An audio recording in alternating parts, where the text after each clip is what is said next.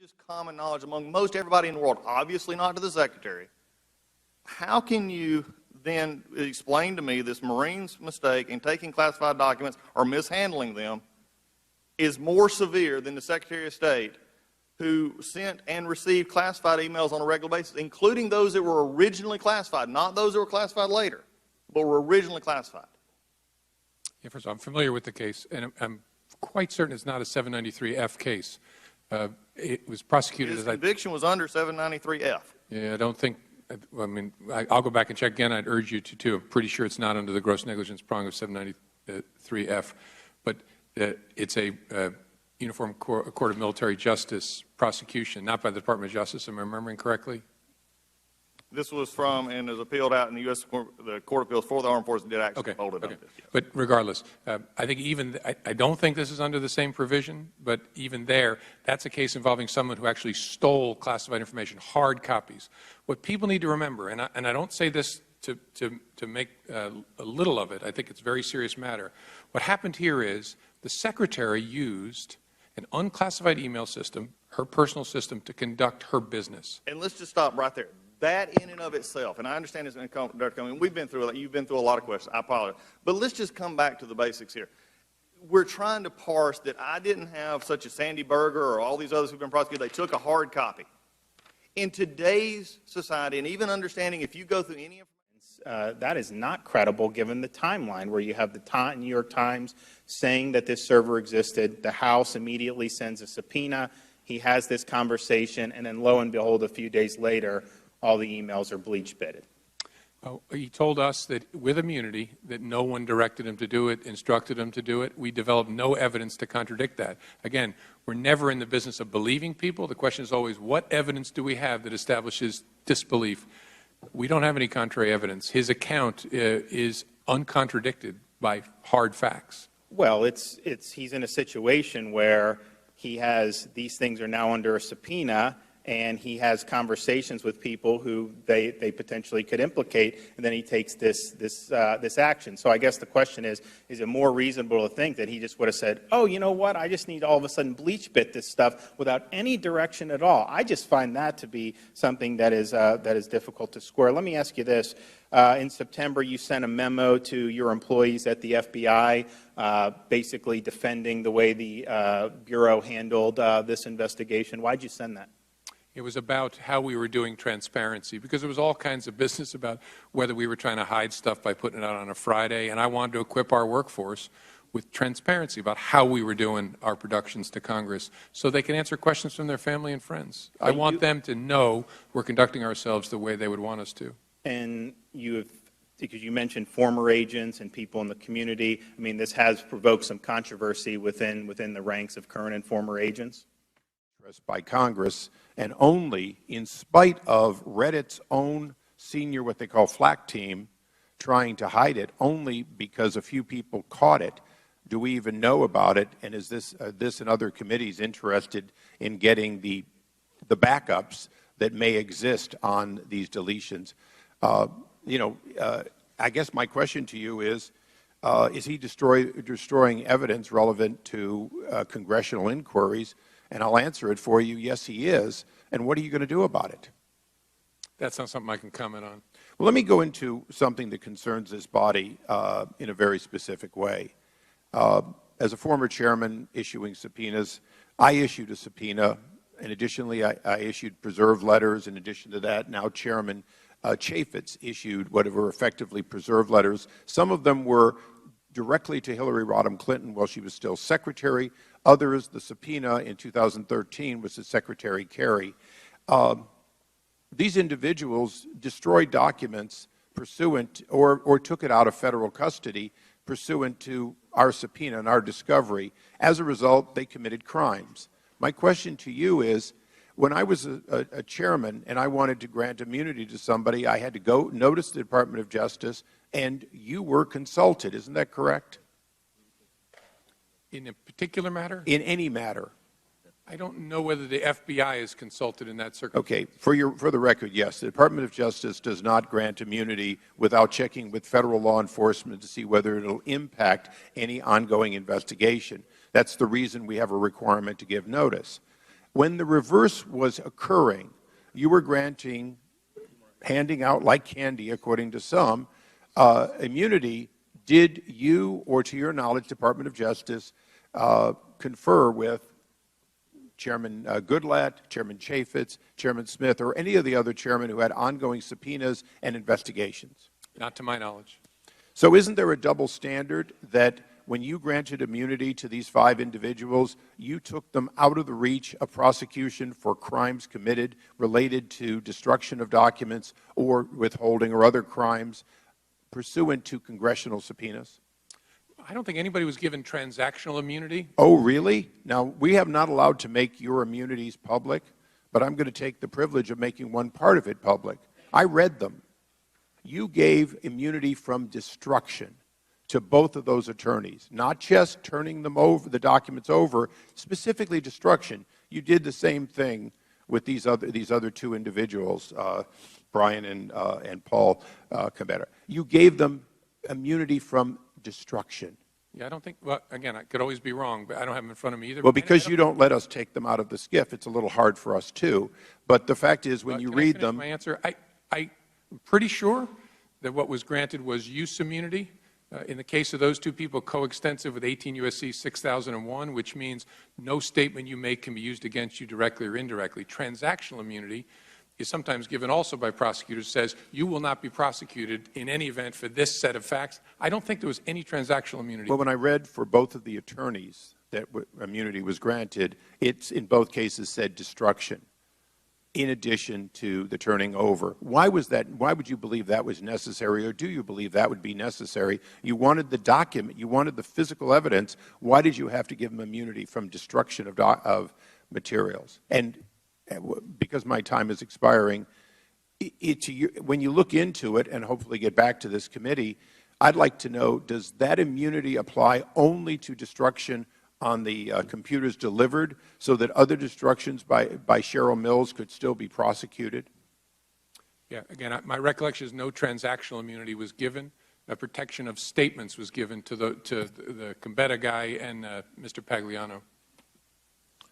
Thank you, Mr. Chairman. Chair, thanks, gentlemen. Recognize the gentleman from Tennessee, Mr. Cohen. Mr. Chairman, I would ask unanimous consent quickly that a group of documents be included, and I'll summarize them. They're basically the letters and subpoenas that led up to the destruction of documents that were previously held for preservation. Additionally, the blog post from Reddit, if those could all be placed to the record. Without objection, they will be made a part of the record. Thank you, Mr. Chairman. Tennessee is recognized. Thank you, sir. Director Comey, would you consider the FBI's most important job presently fighting terrorism and threats to the homeland? Yes, that's our top priority. How much time do you think the FBI and you have spent responding to congressional inquiries and on this particular email investigation? Could you give me an idea how many months or years have been expended on responding to the different committees that have called you in time after time after time and repetitiously accused you of doing politics rather than being an FBI director? I can't. I don't have any sense. Our productions to Congress so they can answer questions from their family and friends. I want them to know we're conducting ourselves the way they would want us to. And you have, because you mentioned former agents and people in the community, I mean, this has provoked some controversy within the ranks of current and former agents? Not within the FBI. Again, who knows? Who continuously writes about Lincoln. Then you have JFK, who was an Addison's disease, had amphetamines, vitamins, and shots on a daily basis, was not a good lover, repeatedly had women in the White House.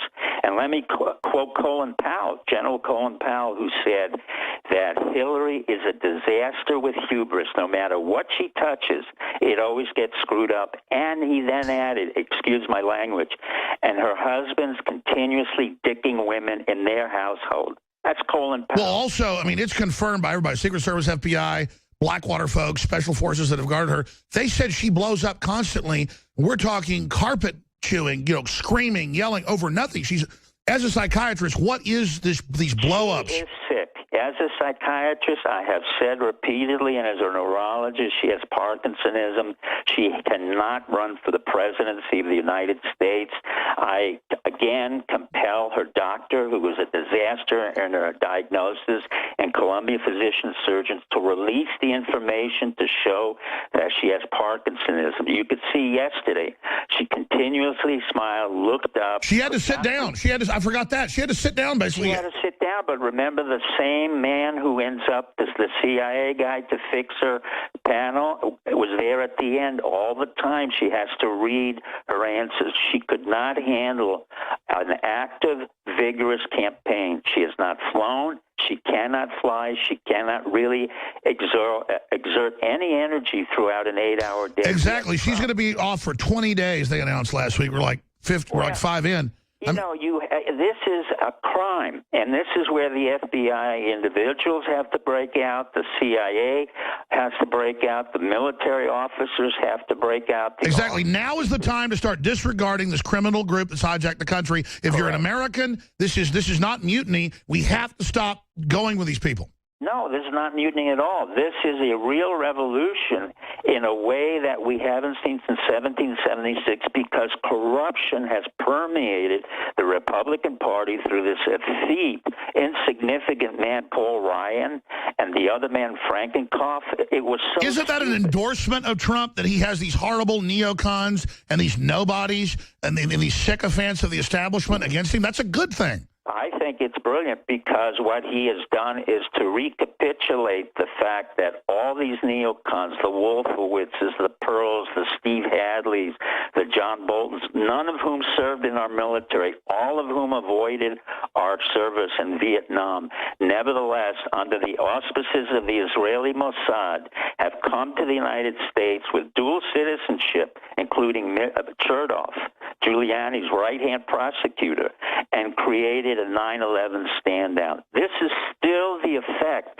of what happened when America realized, thanks to you and others, that we had our own government kill our own people. This is the aftermath. But the Republican Party is so stupid, so inept, that they can't put a handle around it. They didn't realize that. I agree. Okay, so we've done postmortem on this. How do you expect him with 27 and a half days to strike back? A false flag, they try to kill him, a fake false flag on Hillary, more fake, lawsuits with Jane Doe's. They can try whatever false flag. It's now irrelevant. Hillary's not even relevant anymore. She is sick, incapable of... But she is relevant. That they would try to put that walking corpse in shows how arrogant the establishment is. Well, they can put whatever corpse they want, but Trump will blow it out. Now I understand that he really does understand psychological warfare, and he is effectively using it and will continue. Well, let me give you the news then. You may not know this. You probably do with your sources. I've confirmed he got convinced by family. The Clintons lied to them and said, let's play nice.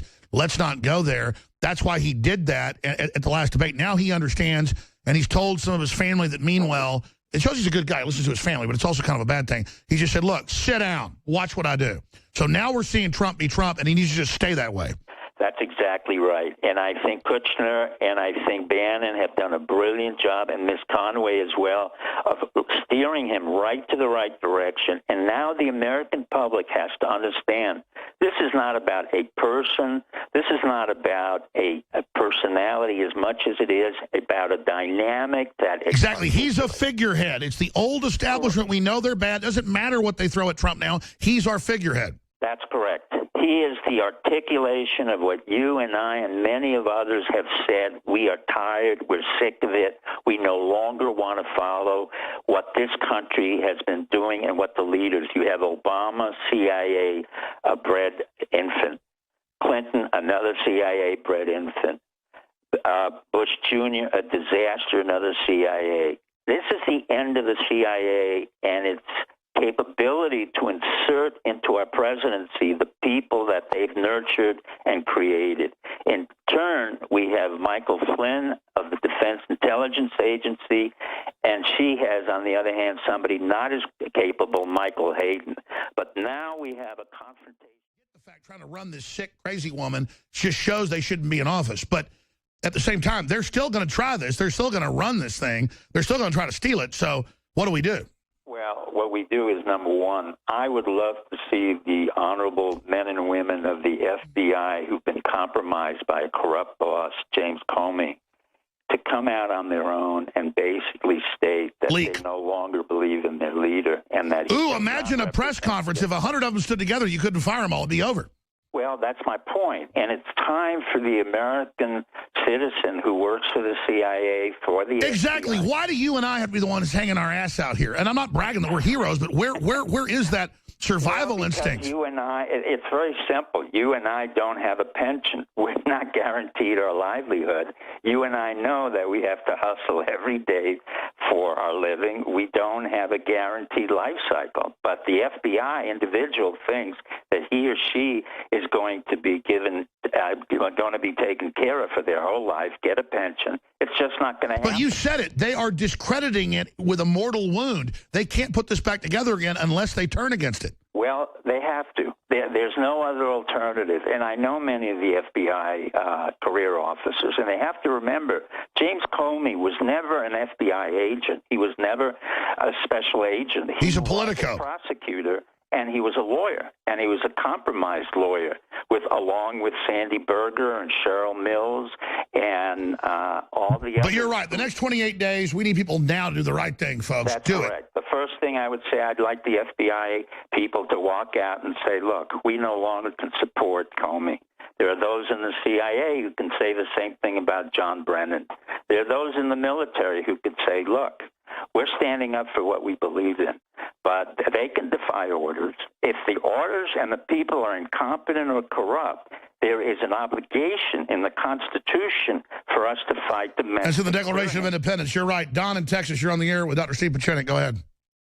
Hey, Alex, it's good to finally be able to talk to you. Hey, you termed Hillary the walking corpse. In fact, when I saw that fly crawling all over her face, the first thing that came to mind was rotting demon flesh. I mean, I've been saying she's like a reanimated corpse for a while. I don't know what drugs they got her on. That's a good question for Pachenik. How could she be not able to even be in public for a while and do okay at these debates? She has to rest for weeks and weeks as a physician.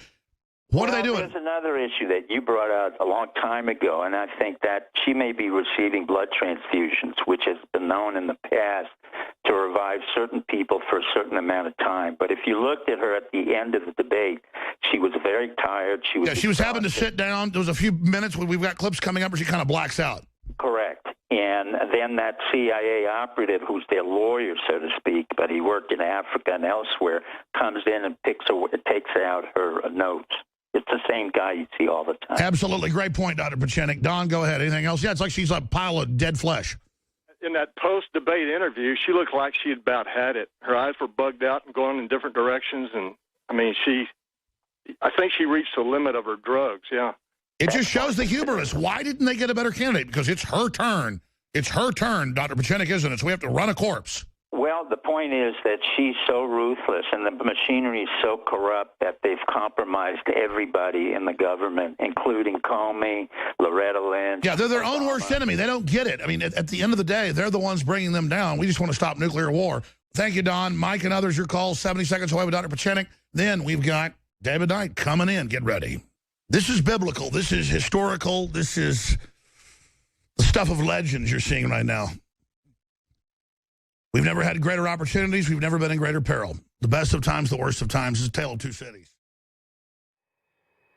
Hi, Liz. I think it really is the FBI. If people are criticizing Director Comey, they're not criticizing all the great agents that work for the FBI. They're criticizing him and his hierarchy for running I can't even explain, just looking at all the press on this case, I do not understand why they conducted the investigation they conducted. It's just out of control. When do you round up all the other co-conspirators and give them immunity? I don't believe that's ever happened in my lifetime. What do you think? It just every time he talks, he gets himself in deeper and deeper trouble. And now the second release on a Friday afternoon of major information. I mean, it's just outrageous. The FBI should not be in that game. 302s, he didn't really provide any information. I can't remember for sure being the 302. You've probably seen it. And then play the special clip after he leaves and go to David Knight. But going back to Dr. Pachenik, I was asking the question before the break about, you heard the question, where do you think this is all going? Well, I think this is going towards a very positive outcome. Number one, it's going to get rid of the Republican Party as it is, and it should not be. Number two, it's going to focus in on the corruption at the White House, on the Clinton Foundation, on the people who are involved with the Clintons, on the Democratic Party. And it's breaking up the entire system in a way that we don't have to go into violence.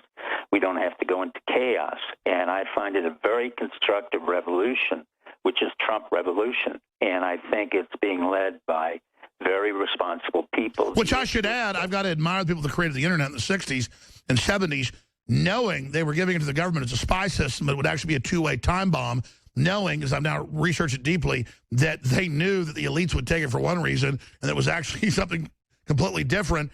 And the foresight that, yes, we were going to this decadent cycle, but despite that, putting it into information war would have us be the most advanced country in the world to defeat other corrupt nations, but also defeat our own elite. You talk about some geniuses back then. Well, let me be very specific. In 1973 at MIT, when I was getting my PhD in political science, one of the things that I was trained by the DARPA, Defense Advanced Research Project Agency, and other intelligence groups in 1973 was the Internet and social media. And by the way, my dad was in that too. It's pretty That's amazing. Correct. The Internet and social media. So forget Zuckerberg, forget Gates and all that nonsense in Silicon Valley. This was already developed by DARPA.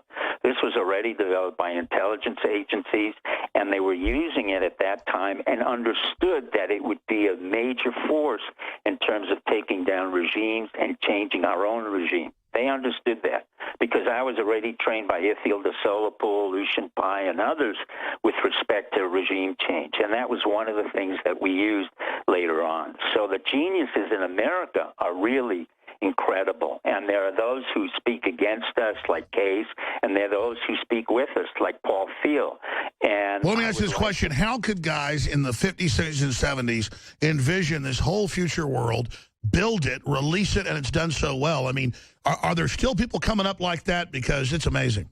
In some ways, yes. In some way, no. But the basic premise, if you have to remember one thing, is the fact that we had a lot of science fiction writers, Roddenberry, Asimov, all of whom predicted that this would occur. In my own books on the Clancy franchise, I started to write 20 years ago about cyber nation, cyber control, cyber terrorism, and nobody understood that. Sure, you've been a total visionary and expanding. Talking about Asimov, he predicted in the 40s, not just the whole robot Correct. system. He predicted the future, computers predicting the future, which is now here. Correct. And that's the genius that we do have in the United States. If you leave us alone and let us do what we do best and don't co-opt us with money or with politics, and basically we can do very well. And we will continue to do well. We do have that capability. Why is America so special? Because it truly is diverse. Well, it's not only diverse, but we have really more freedom than anybody realizes. We don't coddle our people, and we allow everybody to come to their fullest potential, despite what is said. And that's why it's a purposeful, politically correct attack to go after our real diversity and not coddling, and claim that coddling is freedom to create a stagnant system. It's a huge crime. Well, it is. I mean, I call it the fascism of the left. I mean, when Hillary Clinton says together, and she repeats lies and attacks Alex Jones and me and attacks us for Sandy Hook, which we knew. And that's why it's a purposeful, politically correct attack to go after our real diversity and not coddling, and claim that coddling is freedom to create a stagnant system. It's a huge crime. Well, it is. I mean, I call it the fascism of the left. I mean, when Hillary Clinton says together, and she repeats lies and attacks Alex Jones and me and attacks us for Sandy Hook, which we knew was a false flag, and even the fact that 9/11 was an inside job, she's just repeating what Hermann Goering and Goebbels said in Germany and Nazi. She's nothing more than a spokesperson for the fascist left. And there is an equal amount of fascism on the left. Sure, both. On the right. Well, I want to take a few calls and let you go. I know you're busy, and I need to go to David Knight. But let me just say this. Clearly, they're going to try to steal the election. I said they do it. Now they're federalizing it. Everybody should still vote to be on record to make it a landslide. I think, though, I won't go into all the hundreds of reasons, but just a approximation. If they try to steal it, it's the biggest mistake they ever made.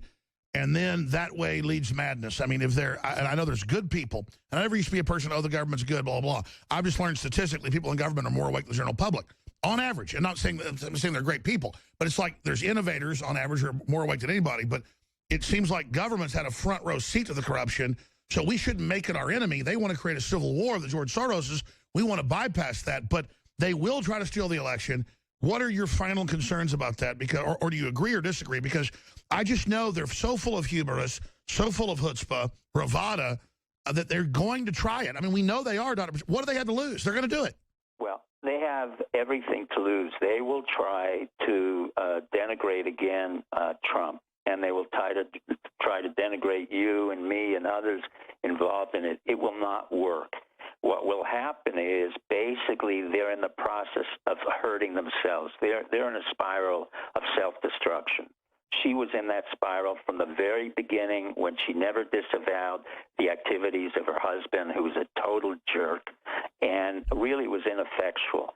And that spiral of self-destruction will continue. Now she's physically and mentally incapable, so someone has to take over. It won't be Bill Clinton, it'll be Podesta. Which shows this elite is incompetent that they would put a corpse forward. I mean, this is the biggest, I keep going back to that. This is a total indictment on the Democratic Party and the establishment, and I guess they shouldn't have a crazy old Nazi collaborator at 87 running it. Well, they put up their choice. It's not an issue anymore of Democrats versus Republicans. It's an issue very much of the American public wants a revolution that's effective, constructive, and lets us to continue to be the predominant power in the world without attacking Iraq, Syria, and oh, can you imagine when Trump cuts taxes by half? Oh, my God. Well, you know, self-destructiveness is something that we can change by throwing them out. And we can't change the behavior. I mean, you see the nonsensical points that she makes. You see how the entire media is corrupted and co-opted. Remember, the Zuckers who have to run CNN and the other cable companies have lost their audience. You have, as you said before, and I know, a far bigger audience, but we fund these cable companies because of the fees we pay. I was about to say, I'm not bragging. It's surreal to know that we had 2.5 million viewers last night just on streams, and it's growing. It's surreal to know we had 24,000 phone calls that tried to call in. And I look at CNN's ratings, so I don't get this paradigm, because I still psychologically, you're a psychiatrist, feel like CNN's bigger than me, even though they're not, and I don't understand it. It's kind of like you finally see your dad, he's shorter than you, but he still looks bigger than you. I don't know how to explain that. Well, what it is the paradox of contention. They think that they can pull all kinds of fast tricks when, in fact, they're hurting themselves. Let me give you an example. The very opening of that whole debate with Francenkopf, his nonsensical statements, and then bringing out a Singaporean student to talk about democracy was absurd. Singapore, under Lee Kuan Yew, whom I knew and I worked with, is the most repressive society in Asia. It is effective, but it is a demagoguery.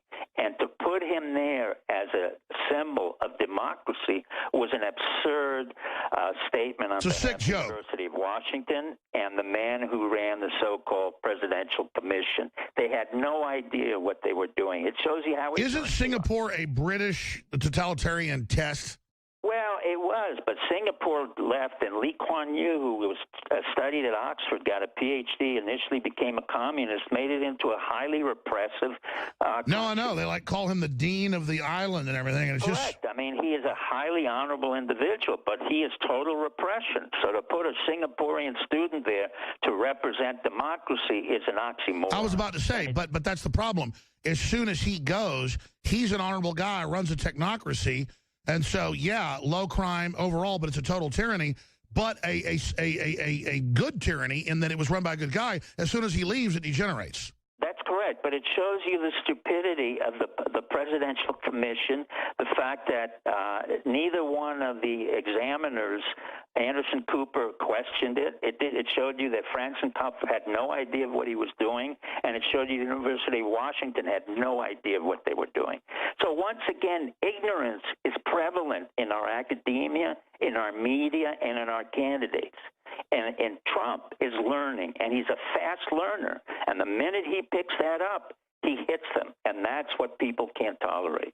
Also, they envy him because he was able to achieve a wealth at the risk of his own well-being. I mean, you don't get to build billions of dollars of net worth on the basis of somebody giving you millions. You can still throw that away. That's not even relevant.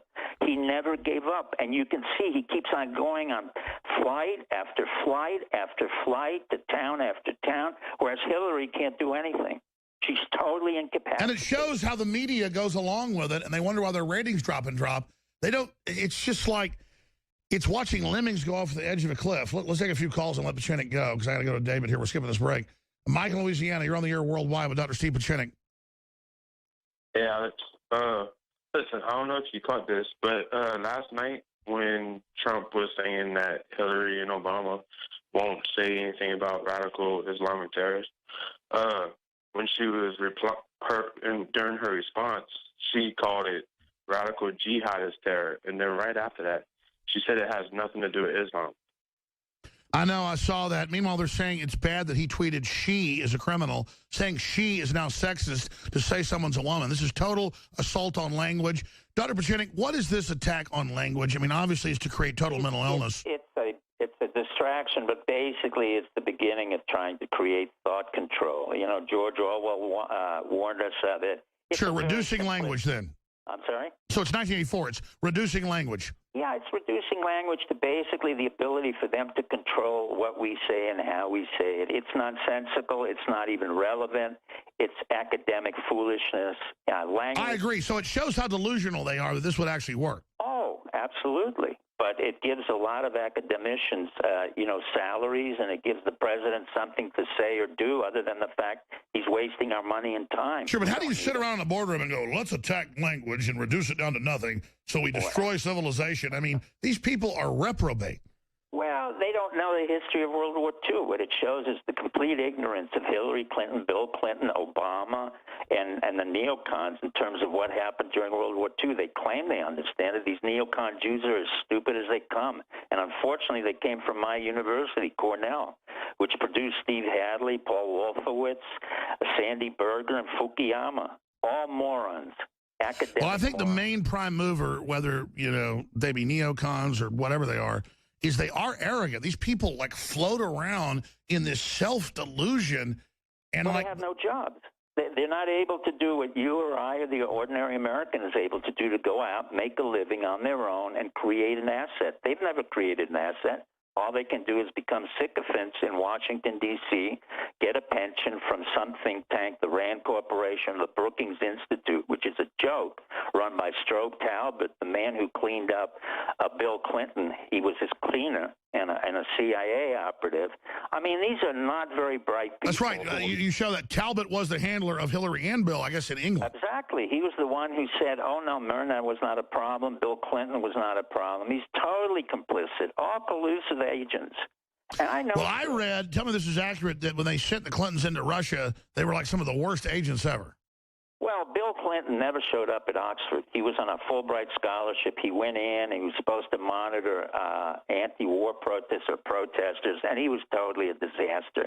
But the agency doesn't really care whether you're effective. What they care about is that you have the profile, like Bill Clinton, no father, mother was a prostitute, and you had a father figure. Same thing with Obama, no father or father Kenya, but the real issue is his mother that they never talk about. She's a CIA operative, maternal grandmother CIA, maternal grandfather CIA. He's a product of the CIA, a mulatto mixture who was brought out with no accomplishment, no future, and no capability to do anything. So what they were interested was control. They didn't really, the CIA has no capability to think strategically or act strategically. They've co-opted. They just further their own aims. Well, you got John Brennan, you got Doolin, you've got, all kinds of pathetic individuals who really were ineffectual in intelligence. Eisenhower said it. A whole bunch of our generals have said it. I've said it repeatedly. I oversaw them in terms of military intelligence. They were pathetic. Yet they co-opted our military to do SOCOM, to do. I know. I can't believe they're taking over the military. Angie in Alaska, you're on the air with Dr. Steve Pachenik. Go ahead. Yes, Dr. Pachenik, I agree with you that the American people, we do want a revolution. We want a revolution against our crony government. We want a revolution against them putting us into wars that we don't want. We want to revolt and have jobs instead of them making us lose our jobs with the EPA and all their bureaucratic BS. Sure. And I really think that last night's debate was fantastic. I think that for anybody who's ever been a victim of sexual violence, I think that Donald Trump probably stood up for more women last night than I've ever seen anybody. Well, let me tell you, I've never endorsed a candidate like this and gotten behind him. And before I did, because I don't like the casinos and stuff, I really did some snooping. I made some phone calls. I did some stuff. And if Trump does anything, he spoils the daylights out of women. So he's a rapist like I'm an Easter bunny. Yeah, I thought it was phenomenal that he stood up for those women. And if anybody's even seen the videos, it's deplorable what the Clintons have done to these women. And I just, our senators up here, they're like, this weekend they were saying, oh, they're not going to support Donald Trump. He needs to stand down. And Yeah, doesn't that go to the arrogance? Bill Clinton is settling rape cases. Hillary covers up. She represents pedophiles, and they're bitching at him about some secret edited racy tape put out by a Bush, and Jerry Falwell Jr. has come out and said he thinks the Republicans leaked it. Of course him leaving the show is fake. Of course Bush did this. Of course it's edited. You can hear the damn tape. Now, you can tell Trump's advisor said, listen, they'll never believe it's edited. Just say you're sorry. The damn thing is edited. They're asking him questions. Dr. Pachenik.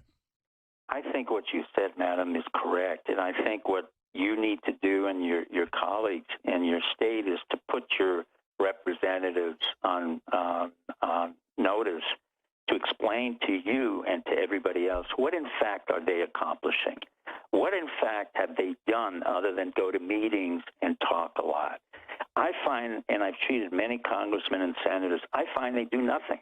I find that they spend years just talking about themselves. They're not visionaries. The elite hire a bunch of yes men. We need visionaries again. Well, I'm not sure we even need congressional representatives and senators, because I think what this person, you've pointed out very clearly, all they really do is basically talk and talk down somebody. But as a constituent, I want to know what my representative does.